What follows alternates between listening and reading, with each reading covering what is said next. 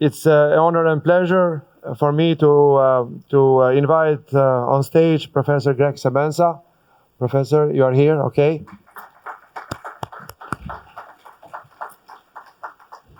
And the title of presentation is Hypoxia-Inducible Factors in Psychology and Medicine. He's a Nobel laureate in medicine, a recent one, so please enjoy. Thank you.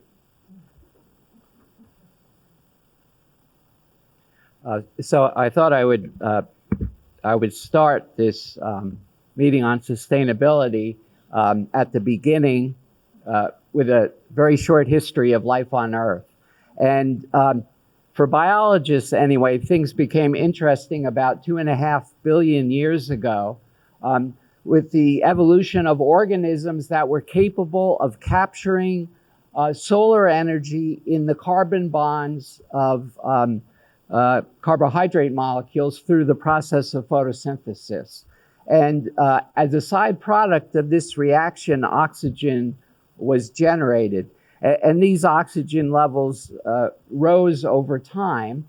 And by 1.5 billion years ago, the increase in oxygen levels led to the evolution of organelles called mitochondria within cells, in which the energy that was captured in carbon bonds could be used to generate an electrochemical gradient that consumed oxygen and generated ATP, which is used to power most biochemical reactions. And this increased energy generation enabled the evolution of multicellular organisms. And you'll notice that this is a cycle, and you would ask, well, how would oxygen be accumulated if this is a cycle? And the answer is that there was basically buried organic matter. So organic matter that was buried would not be burned to carbon dioxide and water, and as a result, oxygen could accumulate within the atmosphere. Well, by about 500 million years ago, animals discovered that bigger is better, and in order to get really big, you need a backbone. And this was the evolution of the vertebrates, whose increased mass was dependent on the development of specialized systems of oxygen delivery, because now you have billions of cells that all require oxygen. So you can appreciate that you can interpret the development of animal life on Earth with regards to oxygen. So I mentioned that oxygen could accumulate because of all this buried organic matter. Well, that buried organic matter became fossil fuels. And so that buried organic matter, of course, is now being burned at the rate of 100 million barrels of oil per day, generating, of course, enormous amounts of carbon dioxide that are having catastrophic consequences for life on Earth. So by looking at oxygen and carbon dioxide levels, one can see the rise and fall of life on Earth.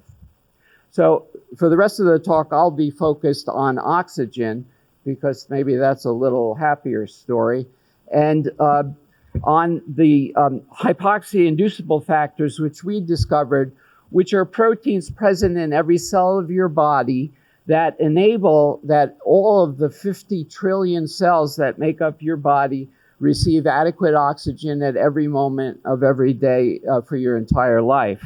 And of course, this is a matter of supply and demand. The demand is for the generation of energy in the mitochondria, and this requires the delivery of oxygen through the concerted effort of the respiratory and circulatory systems. And the hypoxia-inducible factors ensure that every cell is getting enough oxygen for use. If enough oxygen is not being delivered, then the cell shifts to biochemical processes that don't require oxygen, and of course sends out signals to increase oxygen delivery. So we started our work a very long time ago by asking a very simple question, which regarded the control of red blood cell production. As you know, red blood cells carry oxygen from the lungs to every cell in your body. And we knew that the kidneys made a hormone called erythropoietin, or EPO.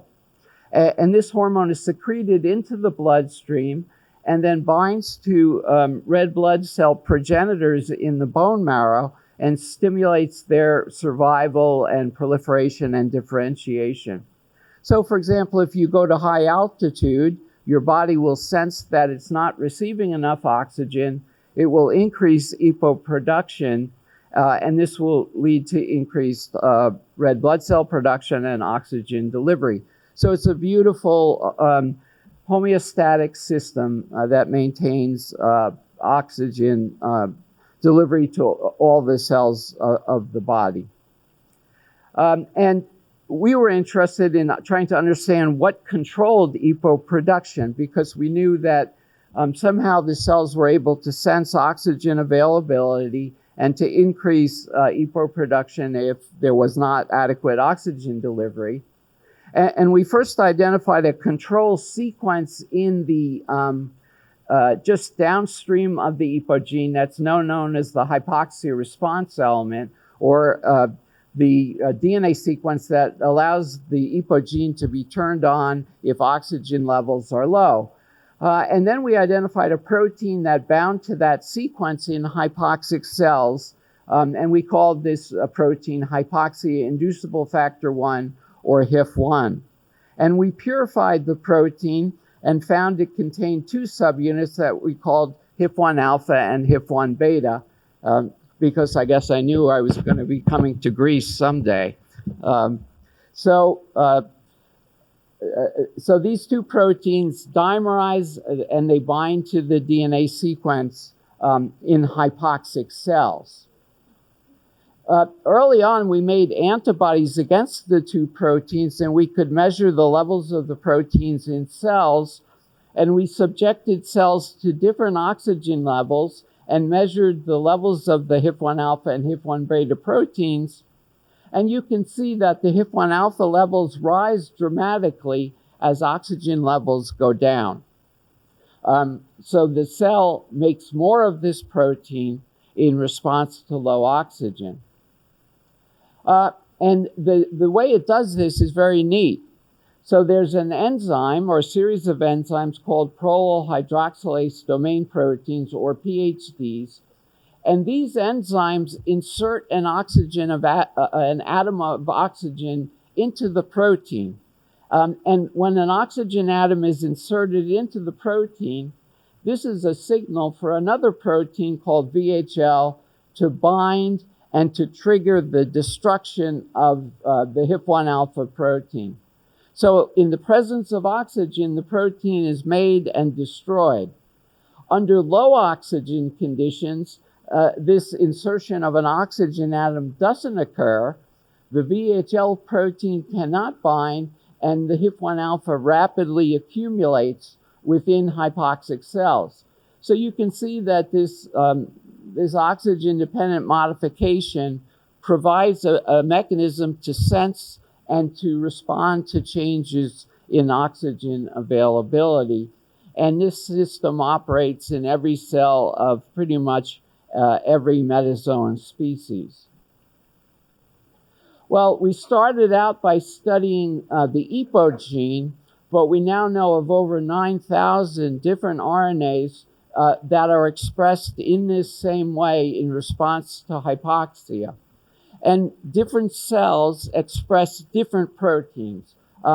So it's a very dynamic system that allows each cell to respond individually to changes in oxygen availability. And some of these proteins, like EPO or vascular endothelial growth factor, which controls blood vessel formation, serve to increase oxygen delivery, whereas other genes control responses that allow the cell to survive oxygen deprivation, such as the switch from oxidative to glycolytic metabolism that occurs in response to hypoxia. Oh, sorry, one more thing I should mention is that it turned out that HIF-1 alpha had a sibling called HIF-2 alpha, and like HIF-1 alpha, this protein is oxygen regulated. It can dimerize with HIF-1 beta and activate gene expression. So how does this basic science knowledge impact on medicine? The first impact came with the control of red blood cell production. Before 1986, if a patient did not have adequate red blood cells, this would require a blood transfusion. And of course, that put patients at risk of viral transmitted diseases like hepatitis and AIDS. And in 1986, the human EPO gene had been cloned, and it became possible to make recombinant human EPO and to use this as a medicine to treat patients.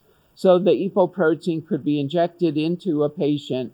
For example, patients who have chronic kidney disease, their kidneys stop making EPO, they become anemic. These patients can be injected with recombinant human EPO, and this will stimulate red blood cell production, and it greatly improved the quality of life for people with chronic kidney disease. But of course, this is a recombinant protein. It has to be injected, and because there's a protein, it's not necessarily available in all parts of the world. But with the discovery of the HIFs and these enzymes that control the degradation of the HIFs, it became possible to develop small molecules that could stimulate HIF production, and these would result in an increase in EPO. And the advantage of these small molecules is they can be given as a pill, can be taken by mouth, and in theory anyway, they should be much less expensive than developing a recombinant protein. And in addition, because the HIF system is being turned on, they do more than just increase EPO production. So for example, in order to make red blood cells, you need iron. Iron has to be absorbed from the GI tract. And when the HIF system is turned on, the delivery of iron to the blood marrow is increased to facilitate red blood cell production. So this was really the first translation of our basic science discoveries to the clinic in terms of a medicine to treat a disease, in this case, anemia, by increasing HIF activity. Well, this is a different disease. This is a cancer called clear cell renal carcinoma. It's a kidney cancer. And it gets its name from the fact that the cytoplasm of the cells appears clear in a tumor section. And what you see are these very intensely stained circles. These are the nuclei of the cancer cells, and they're stained with an antibody that recognizes HIF-1 alpha. And in this cancer, there's uncontrolled production of both HIF-1 alpha and HIF-2 alpha. So if we take these cells out of a individual with the cancer and grow them in the laboratory, we find that there are very high levels of HIF-1 alpha and HIF-2 alpha, regardless of whether we grow the cells at low oxygen or high oxygen conditions. And it turns out that the reason for this cancer is a mutation in the VHL protein that I described to you earlier that negatively regulates the levels of the HIFs. That's important for destroying the protein under high oxygen conditions. And when this protein is lost in the kidney cells, it results in this very uncontrolled expression of HIF-1 alpha and HIF-2 alpha, and that really drives cancer growth, because if we put a normal copy of the VHL gene back into the cell, now we can rescue the degradation of the protein at high oxygen levels. But whereas the parental cells will form tumors if we inject them into mice, the rescued cells where we've put a functioning copy of the VHL gene back into the cells will no longer cause cancer.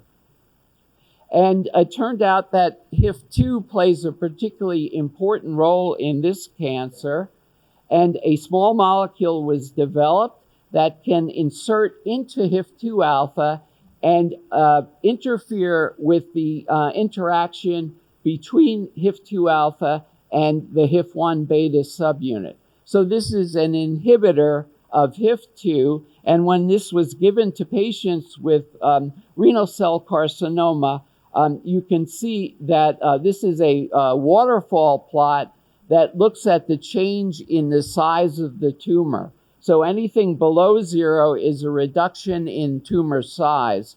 And the orange bars are patients who have a partial response. So their tumor has decreased anywhere between 30% and 100%, which would be a complete regression of the tumor.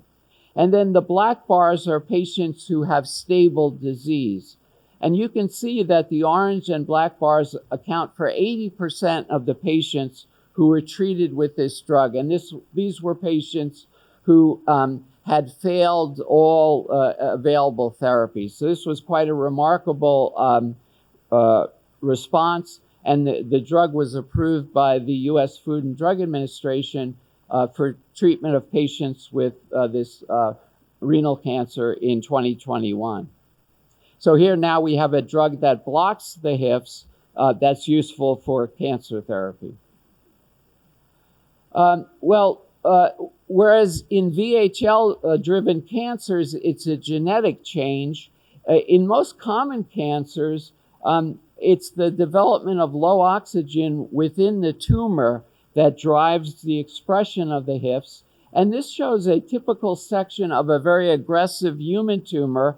And you can see there are these clear white areas, which are areas of necrosis, where the cells have died because they're too far away from a blood vessel to receive adequate oxygen. And then surrounding those necrotic areas, you can see this brown staining, and that again is because we've used an antibody against HIF-1 alpha. And you can see that it's the viable cells that are furthest away from the blood vessel that are staining intensely for HIF-1 alpha. And we know that very high expression of HIF-1 alpha like this in the primary tumor biopsy is associated with an increased risk of the patient dying from their cancer. And this has been seen in many different cancer types. And this is because the HIFs turn on the expression of genes that control pretty much every critical aspect of cancer progression. And I'll give you just one example, which is the ability of the cancer cells to avoid being killed by the immune system. So normally you have lymphocytes in your blood called T cells that can recognize cancer cells as foreign and cause the death of the cancer cells. But the cancer cells can express a protein called PD-L1 that interacts with a protein on T cells called PD-1, and this interaction triggers the death of the T cell. So instead of the T cell killing the cancer cell kills the T cell. So when this was recognized, it became possible to develop an antibody that blocks that interaction. And these are the new immunotherapies that have revolutionized cancer treatment.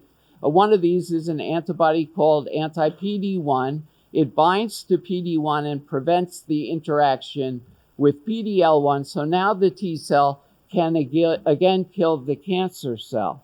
And in some patients, a treatment like this is curative. But unfortunately, only the minority of patients respond to these therapies. And the reason for that is that the cancer cells have other ways of evading the immune system. So they can also make a protein called adenosine, which can bind to T cells and trigger the exact same response. They can kill the cancer, the T cell. And the expression of both of these proteins is induced under low oxygen conditions in cancer cells by the HIFs. So we were interested in studying liver cancer, which is the third leading cause of cancer death worldwide. Patients have had a very poor outcome, usually because the cancer is detected after it's already spread. The immunotherapies, as I mentioned, if they work very well, but usually they don't work. And what we knew is that in the majority of cases, there was elevated HIF-1 alpha expression, and this was associated with increased risk of the patient dying of the liver cancer. So we developed a small molecule that can bind to both HIF-1 and HIF-2 and block its activity. So in mice, we could inject liver cancer cells. The blue curve shows what happens in the absence of any treatment. And then if we treat with our HIF-1/2 inhibitor, you can see the black curve shows a decrease in tumor growth over time. And if we give a higher level of the drug, then you can see in the green and red curves that we can inhibit tumor growth even more. At the end of the experiment, we could take the tumor out of the animals and show that animals that were treated with a control, there were very high levels of HIF-1 alpha and HIF-2 alpha, and in animals that received the inhibitor, both of the proteins had been destroyed. So we're able to destroy the HIFs and decrease tumor growth. When we did this experiment in combination with the immunotherapy, you can see at the bottom left that if we treat animals with the immunotherapy alone, only a quarter of the animals respond. But if we treat with the immunotherapy and the HIF inhibitor at the bottom right, we could eliminate the tumors in 2/3 of the animals. So these new dual HIF-1 and HIF-2 inhibitors cause the degradation or destruction of the proteins in the tumors. I didn't mention, but they block factors that stimulate blood vessel growth in tumors, and they convert this normally immunosuppressive tumor environment to one that favors anti-tumor immunity and allows the tumors to respond to anti-PD-1 therapy. These are the folks in the lab who did the work. Thank you for your attention. Stay for a few minutes, So, as you see, we have oxygen, oxygen, oxygen. Low level of oxygen, high level of oxygen. Where is the balance? So that's the whole point of it. But sometimes, in certain situations, oxygen is good. In other situations, it's not good. So the principle of balance of biochemistry, I guess.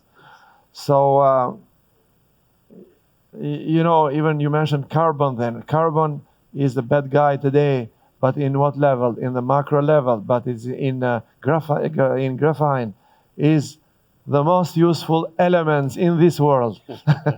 So depends where we are at the size we are speaking about in micro or macro or micro or nano level, and then you see that no one is an enemy. It is how you manage it, and this is another example applied in medicine. Thank you very much. Let's have a picture for our yes. Thank you.